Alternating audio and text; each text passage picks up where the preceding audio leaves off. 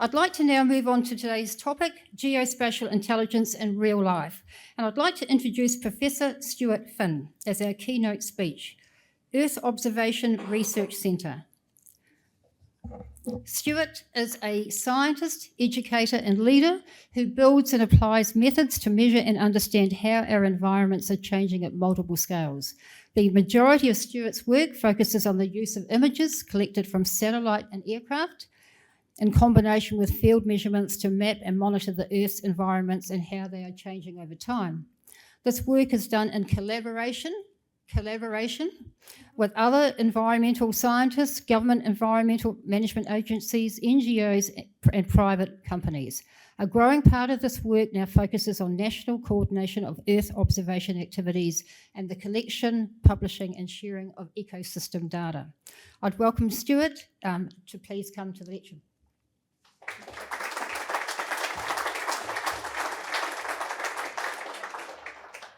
I just have a couple of props to give out. I'm conscious it's 5:30 in the afternoon. So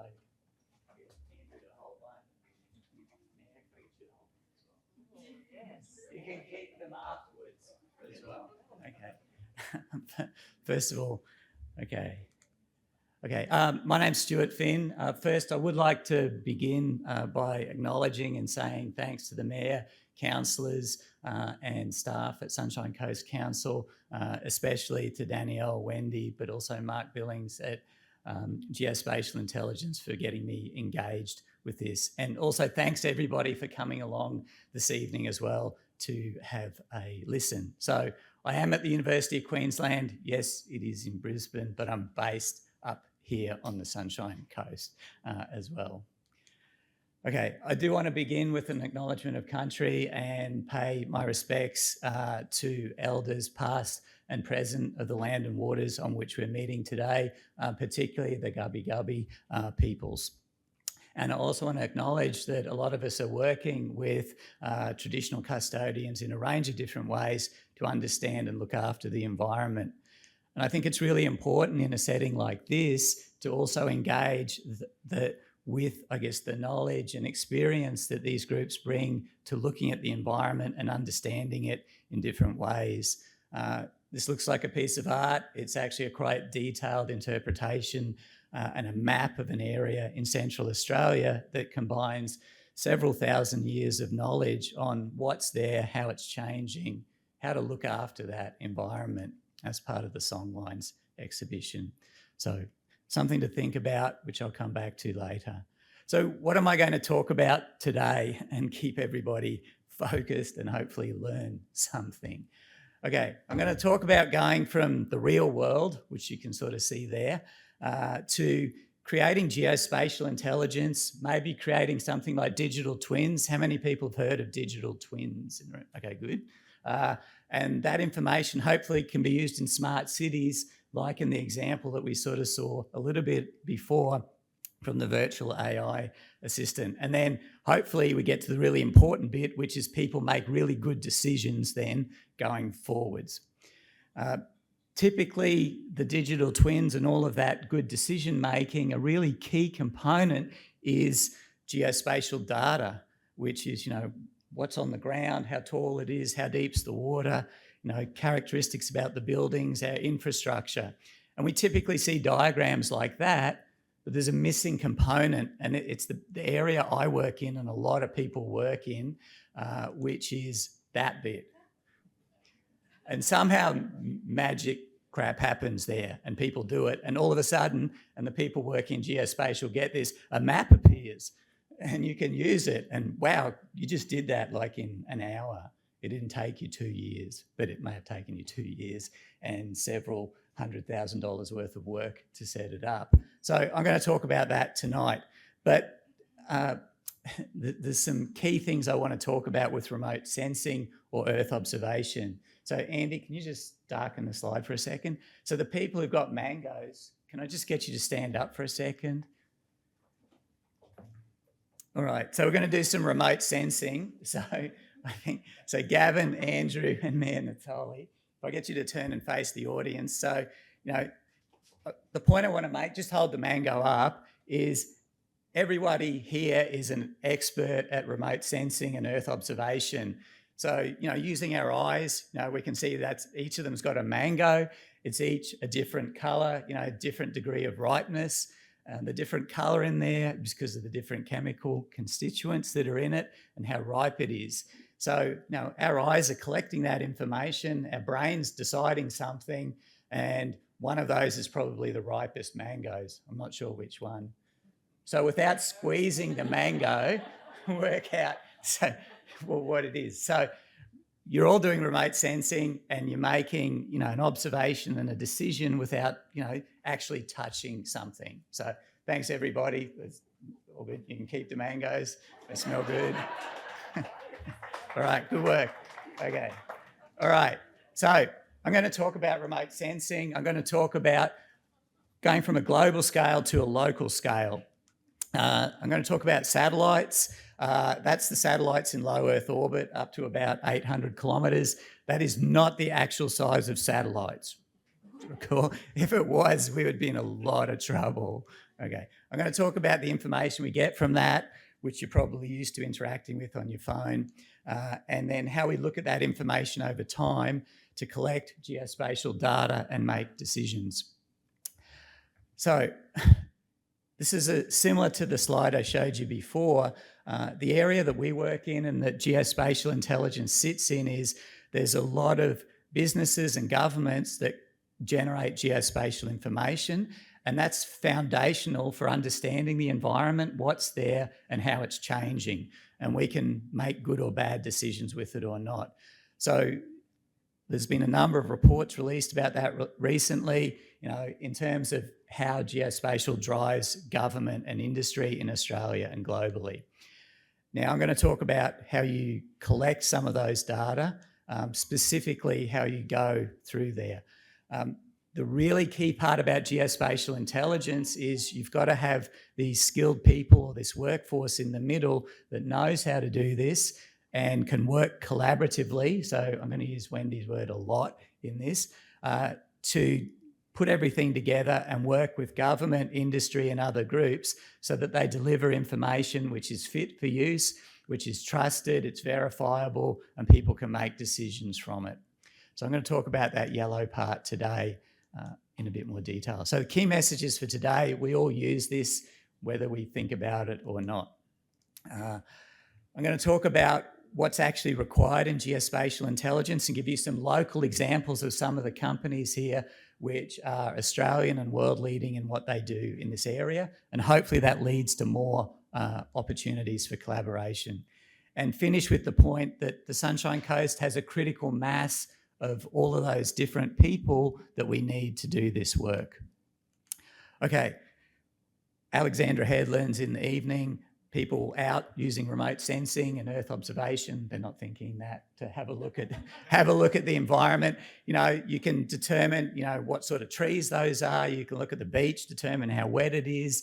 You can look at the water, determine how much sediment's in it. So, it's pretty amazing what we can do with our eyes and our brain, which is remote sensing. But clearly the next question they would ask is, okay, what do we use each day that comes from a satellite in terms of Earth observation? So I guess a question to everybody, other than positioning information, what information do you use each day that comes from a satellite? Weather. Okay, good. Everyone's seen the slides before. Okay, thanks. So this is the real-time feed from the Met Bureau. It's actually using a Japanese satellite.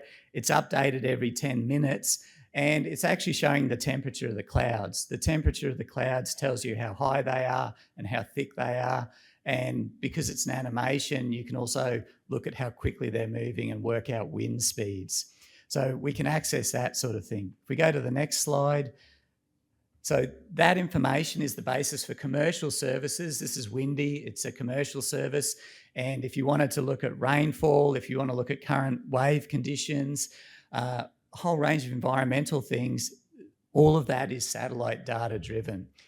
The key thing with both of those, if we go back to the talk, and like our app on our phone, is the Met Bureau in Australia, there are 80 different satellite data feeds that go into that to predict the weather on a regular basis. None of those are owned by Australia. I'll let you think about that for a bit, okay?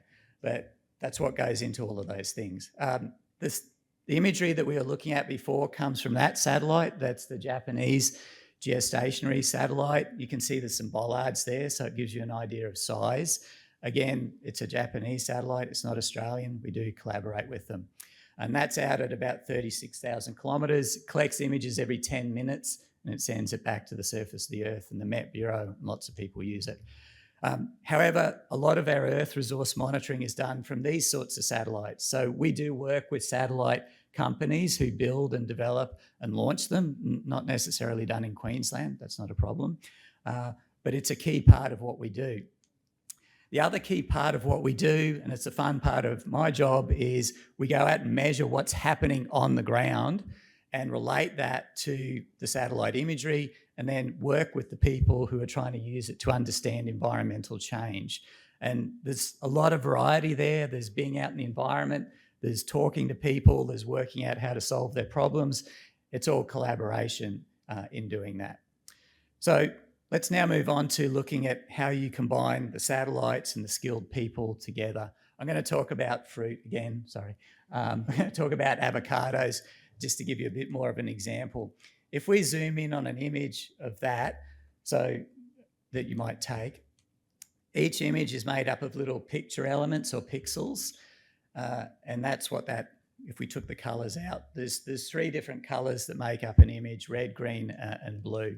Okay, so that's how our eyes work. It's how sensors actually work, and we can see it. The avocado, we can determine, is it ripe or not ripe? If it's, the plant's looking stressed or not stressed. If we go up in the air and look at that plantation, we can see all the trees. Can't necessarily see the avocados. Let's now do it from space. So there's an avocado plantation just to the north of here.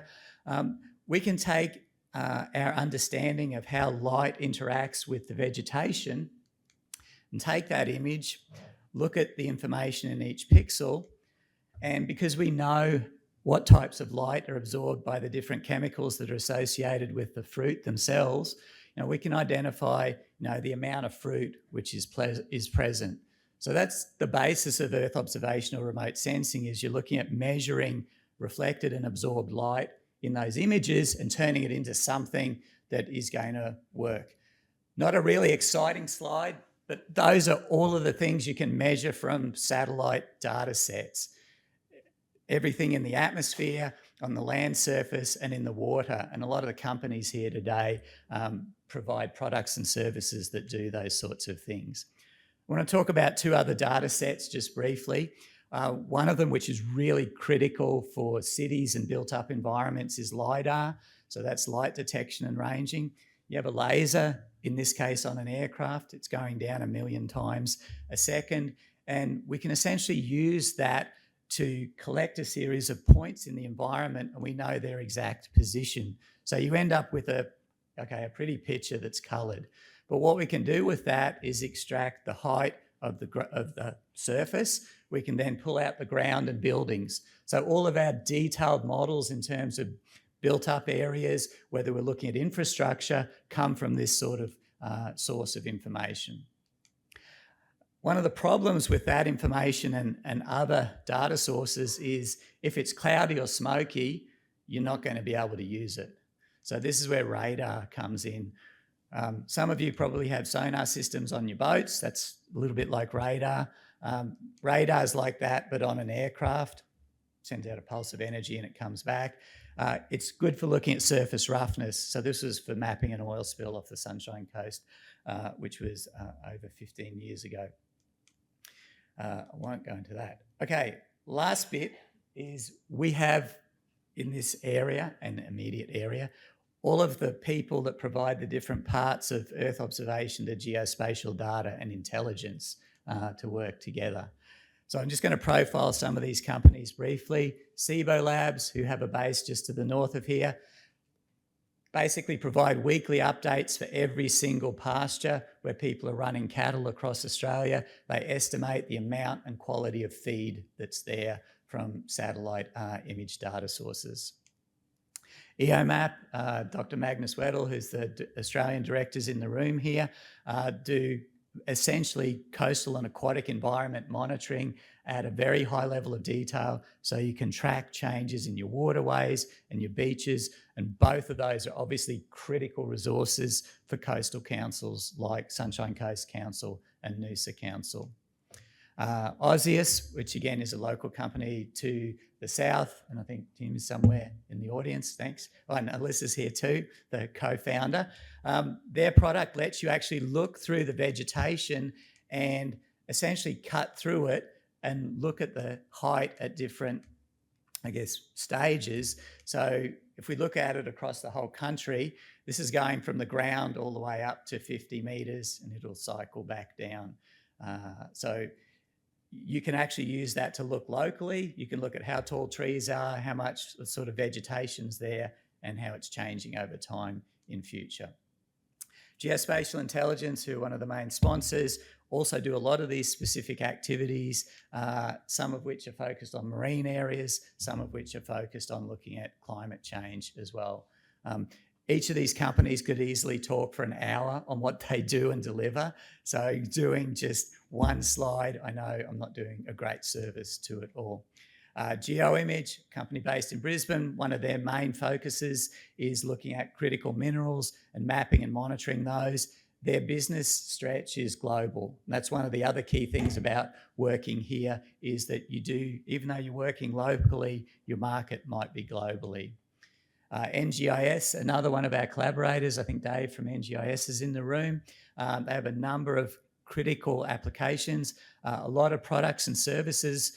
Before they're bought and sold on the market, you have to show where they've come from, and if it's, you know, if it's beef or it's certain types of agriculture, you have to show it was farmed in a certain way. Okay, so what's next? That's good, because I just got the 2-minute warning from Danielle. Okay. Artificial intelligence, and we saw a little bit of that before.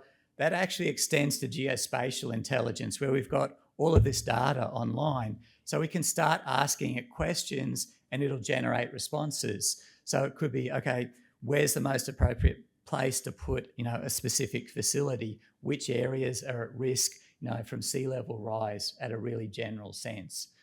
Great. And that's why these sorts of things might help with that. However, a really big however, that slide speaks for itself. You need people in this process always. It's pretty easy to lie with statistics and to lie with maps. There's got to be a how to lie with AI book next. Okay, final slide. Where we are has the right environment for doing this sort of applications and development work, to work with our local and state and national governments, our industries and our communities, and we can build really excellent geospatial capabilities.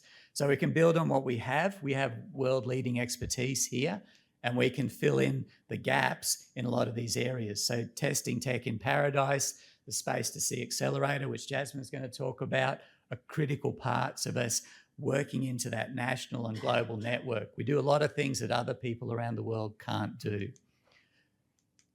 So those are the key messages for today. And hopefully I've also shown you that this is really key for our security in terms of food, water, housing, jobs, all of those sorts of things as well. And I think councils are a key part of that. So I'll finish there. Thanks very much for your attention. Thanks,